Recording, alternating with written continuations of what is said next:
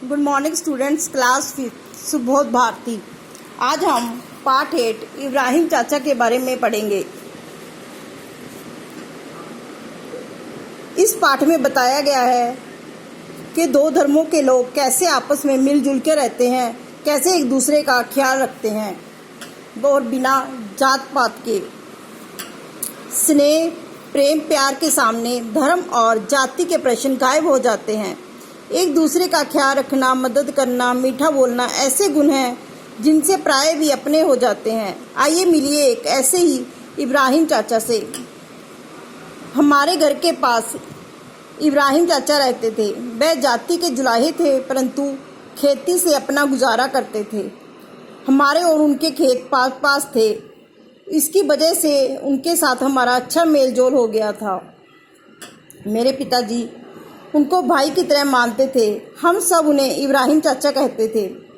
इब्राहिम चाचा हमारे साथ अपने बच्चों का सा बर्ताव करते थे। वह एक नेक मुसलमान थे और हमारी धार्मिक बातों का हमसे ज़्यादा ख्याल रखते थे। वह मानते थे कि हर एक आदमी को अपने धर्म पर चलने का पूरा हक है। अक्सर फसल के दिनों में मेरे पिता और इब्राहिम चाचा दोनों बारी बारी से खेतों की रखवाली करते और इस तरह पैसा और वक्त दोनों बचा लिया करते थे।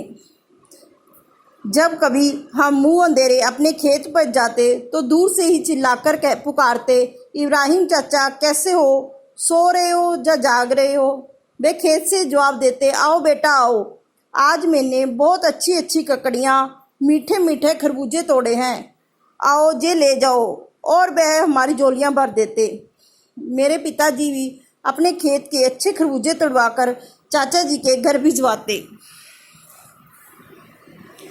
हम 4 भाई थे।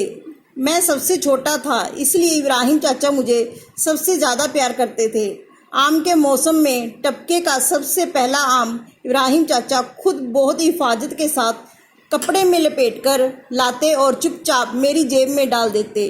मैं उसे सूंघता और उसकी मीठी खुशबू से मस्त होकर खुशी से बोल उठता, चाचा आप तो इस आम से भी ज़्यादा मीठे हैं।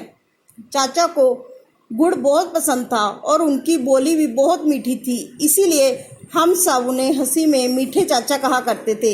यह सुनकर वे चिढ़ते और हमें मारने दौड़ते। हम भाग जाते थे और कभी उनके हाथ ना आते थे। अक्सर इब्राहिम चाचा अपनी रकाबी में रोटी रखकर हमारे घर आते और मुझे आवाज़ देकर कहते, बेटा जरा देखो तो तुम्हारे घर कोई साग तरकारी बनी है। मैं दौड़ा दौड़ा माँ के पास जाता और तरकारी, अचार और दूसरी अच्छी अच्छी खाने की चीज़ें थाली में से ले आता और उनकी रकाबी में रख देता। चाचा वहीं बैठकर बहुत मज़े से खाते और उनका खाना ख़त्म भी नहीं हो पाता कि मैं और ले आता तथा उनके मना करने पर भी रकाबी में रख देता। मेरे बर्ताव से उनकी आंखों में मोहब्बत के आंसू छलछला आते।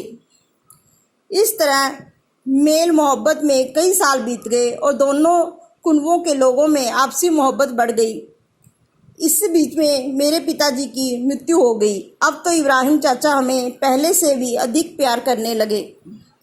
मेरे बड़े भाई हमेशा उनकी सलाह से काम करते और चाचा भी उन्हें सच्ची सलाह देते।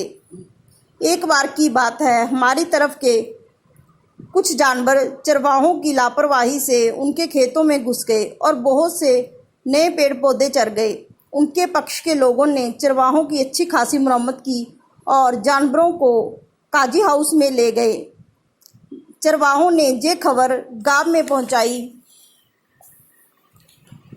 जानवरों के मालिक अपनी लाठियां संभालकर मौकों पर पहुंच गए।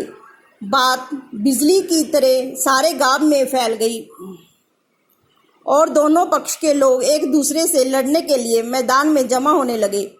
घंटों तू मैं होती रही और लाठियां चलने की पूरी तैयारी हो गई। समझौते की भी सब कोशिशें बेकार साबित हुई। उन्होंने कहा, चरवाहों के लड़के हमेशा ऐसा ही करते हैं। वे लड़ने और मरने मारने पर तुल गए। इब्राहिम चाचा भी अपने बेटों और पोतों के साथ वहाँ मौजूद थे। उन्होंने झगड़ा मिटाने की बहुत कोशिश की, मगर किसी ने उनकी ना सुनी। उन जानवरों में हमारे जानवर भी थे, इसलिए मेरे भाई भी वहाँ पहुँच गए। औरतें और बच्चों को छोड़कर सारा गांव जमा हो गया था। मैं मदरसे से आया तो देखा घर के सब दरवाजे और खिड़कियां बंद थी।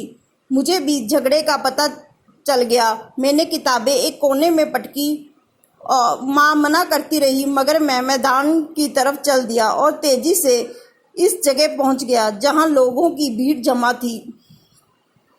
देखा तो मालूम हुआ कि इब्राहिम चाचा अपने बेटों और पोतों के साथ सामने वाले दल में सबसे सामने खड़े थे। मैंने उनसे पूछा, इब्राहिम चाचा आप किसकी तरफ हैं? इब्राहिम चाचा ने फौरन अपने बेटे के हाथ से लाठी ली और वो मेरे पास आ खड़े हुए। उन्होंने अपने बेटे से कहा, इसका पिता आज जिंदा नहीं है, इसलिए मैं इसके साथ रहकर लड़ूंगा, तुम उस तरफ रहो। इब्राहिम चाचा को दूसरी तरफ जाते देखकर सब लोग दंग रह गए और कुछ देर तक वहां सन्नाटा छाया रहा। सब शर्मिंदा हो गए और बिना कुछ बोले अपने अपने घरों की ओर चल दिए। इब्राहिम चाचा के पीछे पीछे हम सब भी अपने घर लौट आए। उस दिन तो मैं समझ ही नहीं पाया कि इतना बड़ा झगड़ा एकदम क्यों ठंडा पड़ गया, लेकिन आज मैं इस बात को अच्छी तरह से समझता हूँ। इब्राहिम चाचा अब इस दुनिया में नहीं रहे, लेकिन मैं उन्हें कभी नहीं भूलूंगा। मैं उनकी कब्र को अच्छी तरह से पहचानता हूँ। उसे देखकर मैंने कई बार आंसू बहाए हैं। जब कभी कब्रिस्तान की तरफ से निकलता हूँ तो उनकी कब्र को देखकर बच्चों की तरह बरबस ये पूछ बैठता हूँ, इब्राहिम चाचा सोते हो या जागते हो? मैं मान ही नहीं सकता कि वो सोते हैं, वे तो जागते हुए भी ही सोते हैं। तो इस कहानी से हमें यही शिक्षा मिलती है कि हमें हमेशा आपस में मेल जोल रखना चाहिए और जात पात के नाम पर कभी भी लड़ाई झगड़ा नहीं करना चाहिए। Good day, have a nice day, take care.